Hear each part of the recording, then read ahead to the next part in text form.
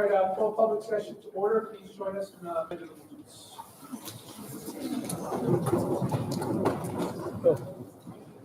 Pledge allegiance to the flag of the United States of America and to the republic for which it stands, one nation, under God, indivisible, with liberty and justice for all. Okay, that brings us to the superintendent's report, workshop number 2.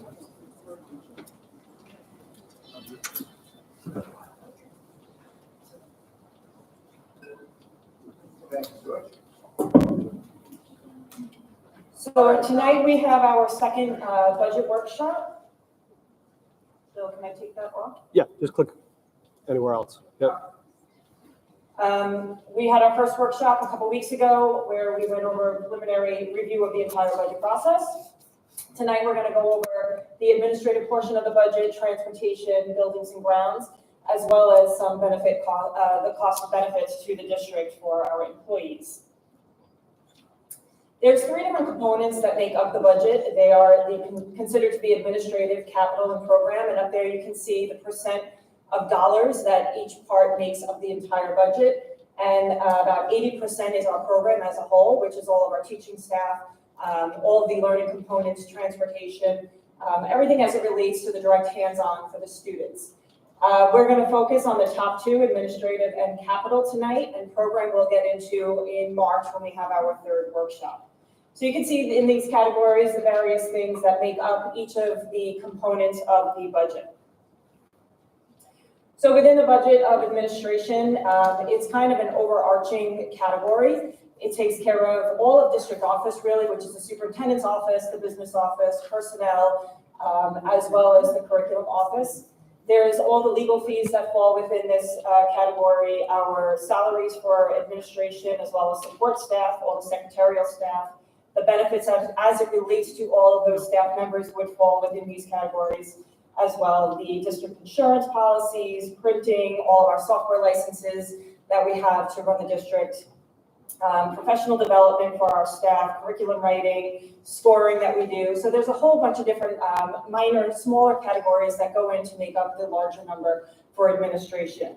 The dollar values you see on there are the estimated costs at this time. We are still early in the budget process, and we don't have all information as we are working through it. A large component of administration is our BOCES contracts. A lot of them fall within this category of the budget, and we have not received those numbers yet from BOCES. We're told they'll be released the end of this month, so once we have the BOCES budget, we'll be able to update this information and to kind of lock in the administrative portion of the budget.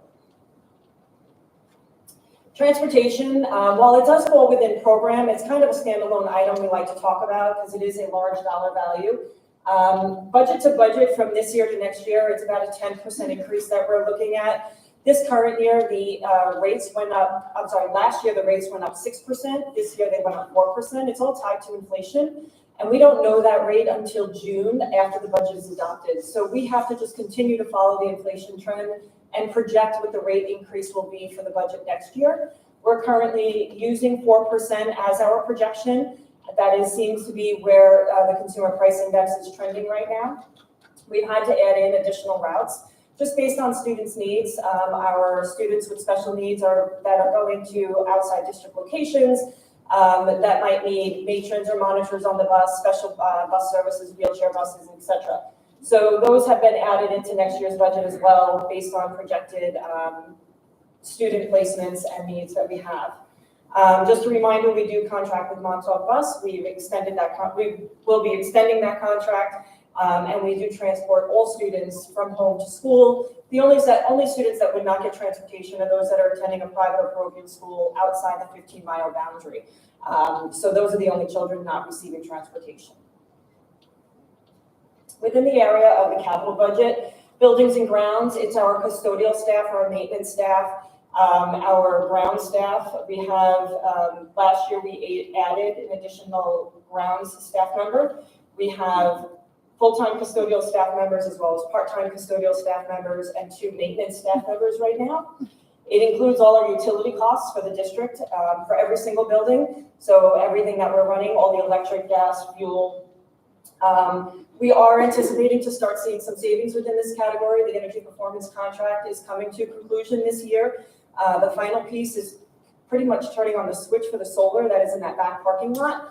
We have been waiting for about a year now for one particular part, which we're told will be is being installed this month, and then it's just that final connection to PSEG. Once that turns on, we'll start seeing significant cost savings within the area of electricity. The other area is just building maintenance, general maintenance of our buildings, repairs that we're doing to the buildings, supplies for our custodial staff for cleaning. We do budget for some emergency repairs for some unknowns. We do have a lot of things that are in disrepair, so we are preemptive in some maintenance contracts that we have with vendors to try to make sure all of our equipment is up and running and preventing any further. We have floor maintenance for our gyms. We've just redone all gyms. The only one not completed at this time is the APR room at Clayton Huey. However, we are recommending to rescreen that gym floor over the summer months. So now we will have every building will have new floors, and now it's just maintaining it so that we continue to see that shine and prevent any damage to those floors. So with the area of equipment purchases, we have rooftop units that are starting to fail. One particularly in this building that will need complete replacement. That's to the tune of about $60,000, so that will be going into the budget for next year. We're looking to do some upgrades to our security cameras as well as our radios and just different areas of security and safety within the buildings. With regards to security and staff, we are maintaining our current safe security structure.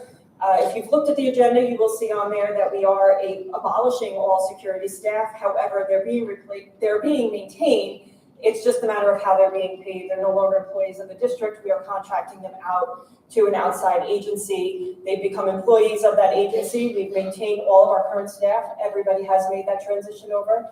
We are maintaining the current staffing structure as well and level of staffing. It's like I said, it's just simply a matter of who's maintaining that payroll. We are also maintaining the armed guards that we have in both buildings, and that too is contracted out. Benefits, we have three major categories within benefits. Our pension system, which is the teacher's retirement system and the employee retirement system. Two different categories there. Teacher's retirement system is just that, all of the teaching staff. The administrative staff is included in that. The district is responsible to pay a portion of those salaries into their pension system. Those rates are determined by the pension system, so that is increasing as salaries increase. And then the employee retirement system is where all non-instructional staff lie. So if you're a full-time employee of a school district, you are mandated to join the retirement system. Our part-time staff are not required, but some do join, it's their benefit. So the district is responsible to make payments towards them. Health insurance, a large cost factor. We are seeing significant increases in insurance rates in the past few years, which we expected due to the COVID pandemic that occurred. We did anticipate rates to increase, but not really at the pace that they have been going up.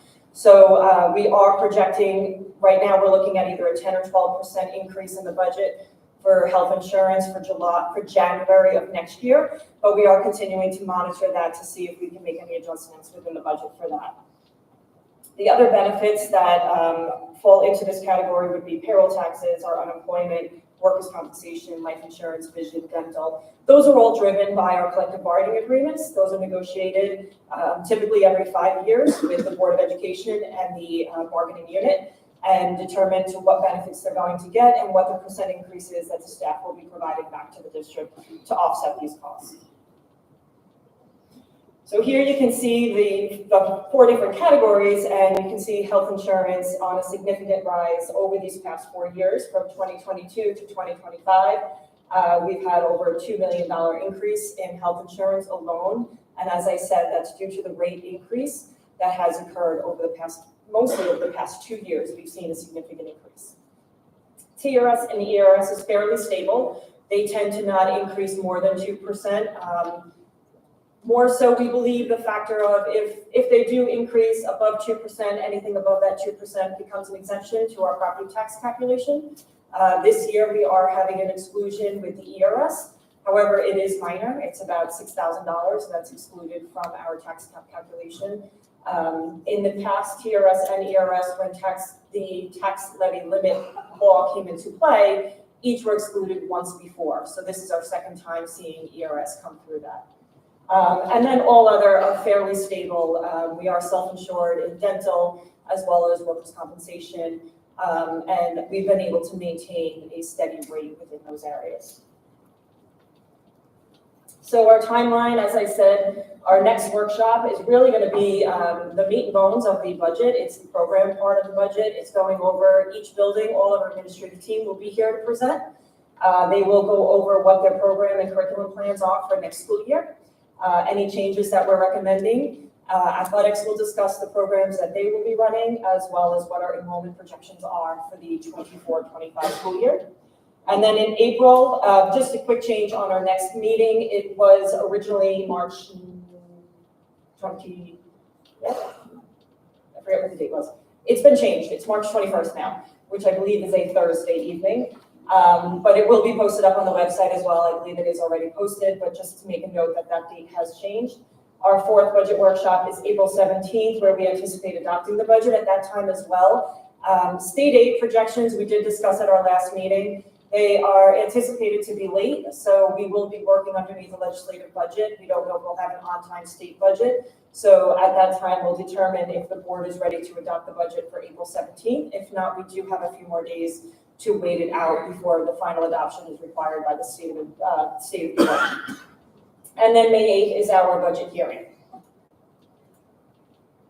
Does the board have any questions?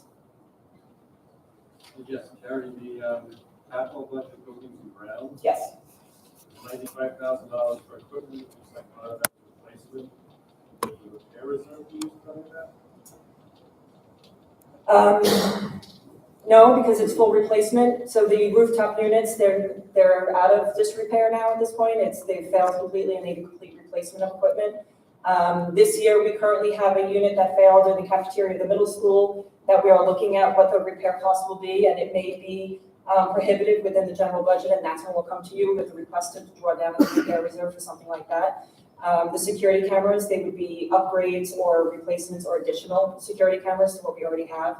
So I would say no, not at this time. Okay, thank you. Yep. Anything else? Thank you, Joe. You're welcome. Thank you, Terry. You're welcome. Just a couple of other quick things. This weekend I had an opportunity to get to the Newsies presentation. So just congratulations to Nancy Harkin, of course our children who did an outstanding job. So the casting group Newsies, just a really remarkable presentation and really enjoyed it tremendously. We also had congratulations to our kids. Again, a real student voice and student-led activity. Yes, I Love You Week last week was outstanding. And so congratulations to our student leaders who took the lead there and really brought attention to mental health wellness in our community. And then just lastly, just an announcement that tomorrow there will be a snow day. I think all the districts, I know in Brookhaven Town for sure, have all the snow day for tomorrow. So please be safe and happy early Valentine's Day. That leads us to questions and comments regarding tonight's agenda only. There will be a second opportunity to speak at the end of the meeting where you can speak about anything. Questions and comments right now would only be about agenda items. If you plan on speaking during either time, if there is a book in the back, you can just fill it out and then approach the microphone. We would appreciate it. Okay. Be it resolved that the Board of Education, upon the recommendation of the Superintendent of Schools, accepts the following financial reports. Internal Claims Audit Report, January 2024. Student Activity Treasurer's Report, December 2023 and January 2024. Treasurer's Report, December 2023. Budget Transfers, 11, 12, and 13. Motion? Motion. Second? Discussion? All in favor? Yes.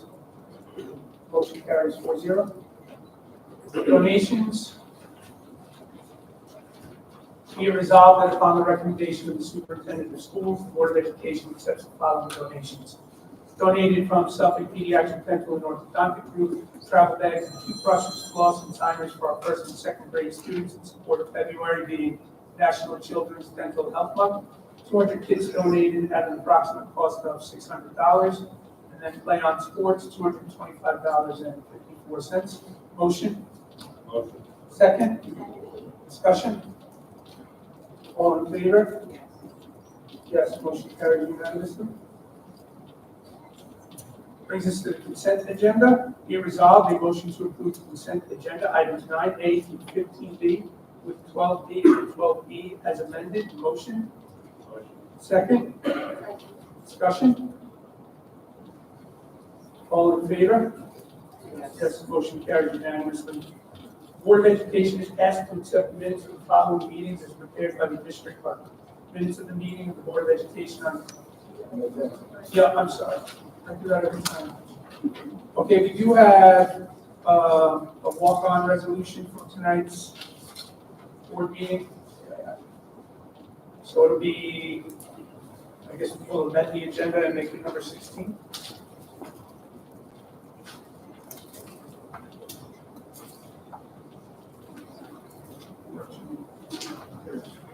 Be it resolved that upon the recommendation of the superintendent of schools, the Board of Education approves the following field trips: Robotics Club, South Florida Regional, on February 28th to March 2nd, 2024. Motion?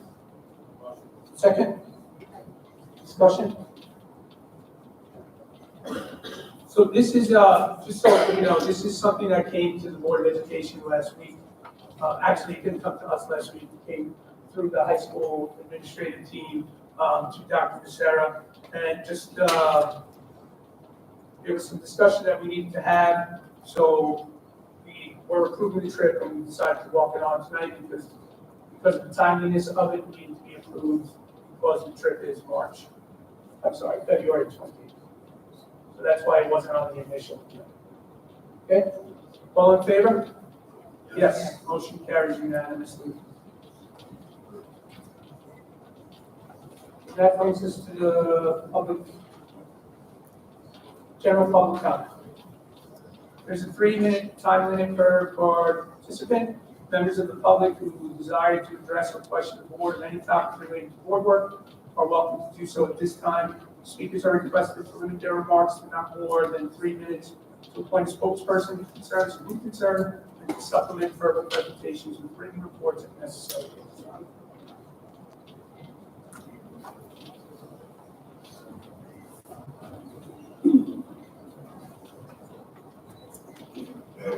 I just want to thank you for providing this opportunity for us.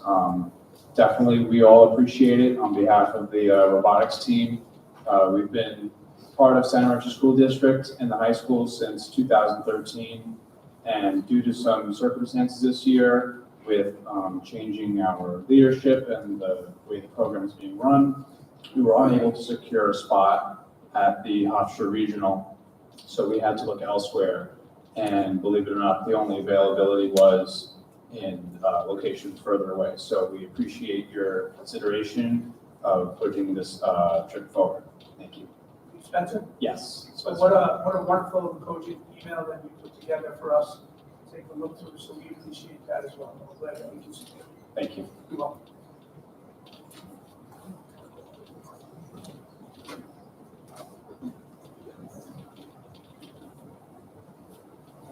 Anyone else?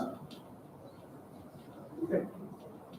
The next Board of Education meeting is March 6th, 2024. Executive session at 6 o'clock. Action meeting approximately 7 p.m. Location to be announced. Center Merchants New York. Motion to adjourn. Motion. Second. Discussion. All in favor? Yes, motion carries unanimously. Thank you for coming out tonight.